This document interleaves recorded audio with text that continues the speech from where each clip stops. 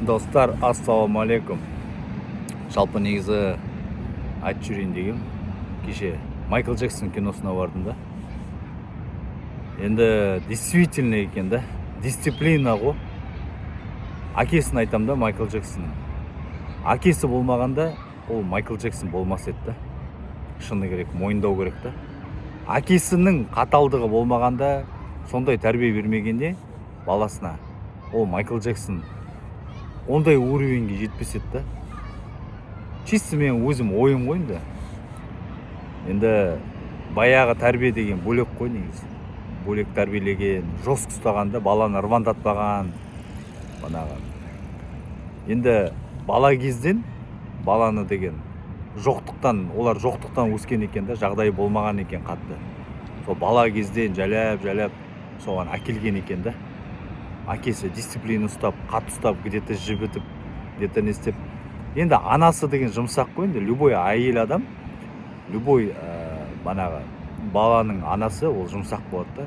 Әкесі жесткий болады да. Үйде біреу по-любому жесткий ұстау керек қой.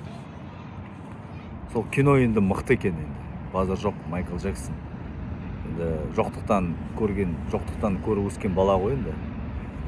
Енді қазіргі балдарды айтып кетсек, қазіргі жастарды айтып кетсек, андай ғой, разбалованный ғой. Ойбай, маған оригинал алып бер, ана киім алып бер, ана кроссовка алып бер. Мен оригинал кием дейді. Ол анасында жағдайы бар ма, жоқ па, әкесінде оны қарамайды да ол. 18-ге толдым ба, маған деген машина алып бер дейді. Қазіргі балдар.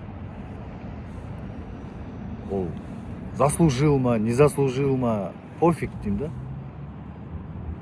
Сондай ғой, до того деген балдар сондай да. Біз кезде машина түгел бір кроссовка алып берсен, мәссің ғой.